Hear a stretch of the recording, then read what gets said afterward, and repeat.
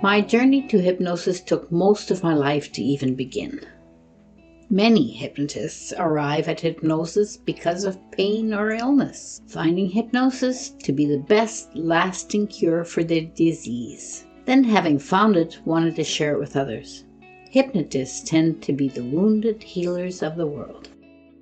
I have interviewed many hypnotists in my podcast, Hypnosis Everywhere, and very few said, "Oh, I always want to be a hypnotist." They came because of pain and injury, social injury, emotional injury, sometimes spiritual injury, or stuttering, unable to sleep, addictions, illness. Everything our clients bring us are things hypnotists probably already experienced on their journey. The other thing about learning the profession of hypnosis, it's empowering. It gives a whole new life to a hypnotist. And this is sometimes disruptive to a relationship where there is, let's say, a power imbalance, where the partner wants control of the situation. Now, for me, actually I found hypnosis twice.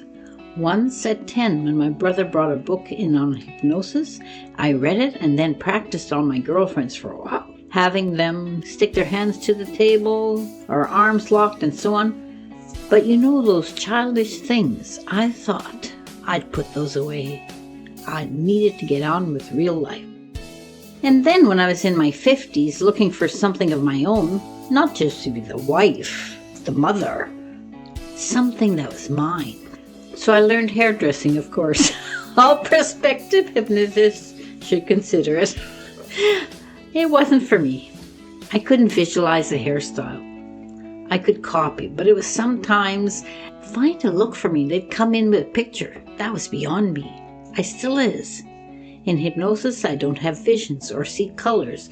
All those other groovy things my clients and students have with hypnosis. I don't feel things, and I don't see things. I just know the changes have taken place. I just know. So one day, my mother told me about this psychic class she went to that turned out to be a hypnosis class. And I knew that was for me. Not a vision, not a gut feeling. I knew. Hypnosis is a profession. And a good hypnotist will put in 100, 200 hours of practice, learning to begin their own practice. So I had to find a class to begin with learning. There are so many classes available. And I have to say, most of them are not very good. The first one I took actually was someone had torn out and photocopied pages from a hypnosis book. It wasn't very good. And as I say, I was hungry. So I searched YouTube and went to conventions, read every book I could. Conventions are the best. You can see 10 different approaches in just one day. And at conventions, the presenters tend to be very, very good and have so many diverse ways of coming at hypnosis. It's a great place to absorb the world of hypnosis. And I must say, I was all in. The work of hypnosis was my escape, my future, my world. I wanted it to be my world. So I was full on, all in, and all that. I had left my job. My relationship had fallen apart. I was certainly on my own. I was sleeping on people's couches, going to the convention with just enough money for a meal a day. But I was exactly where I wanted to be. In my search, I found Jerry Kine. Jerry Kine is one of the great modern hypnotists. Look him up. He died a few years ago. When I saw Jerry, I knew again, not gut feeling, no doubt, he was going to be my mentor.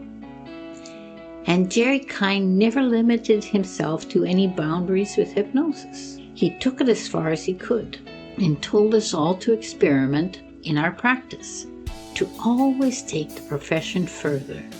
And experiment I did. You see, hypnosis doesn't actually do any therapy work. It's just the process that allows you to access the parts of the mind that can do true healing.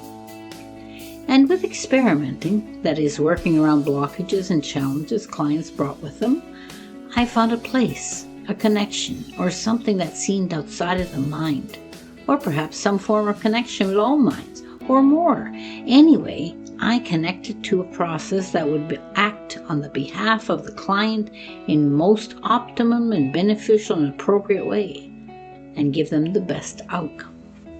And even better, I found I could teach this process, and others would have the same benefits and outcomes with their clients. And in fact, my students have experimented taking things further again. And so we have the process called Simpson Protocol, a complete holistic process to bring balance and harmony back into our being on every level: mental, emotional, physical, and spiritual. And this was the start of another journey that's still ongoing. My journey with the process of Simpson Protocol, which is always evolving, becoming more powerful and reaching into places for change I could never have imagined. There's always a journey if you're open to possibility.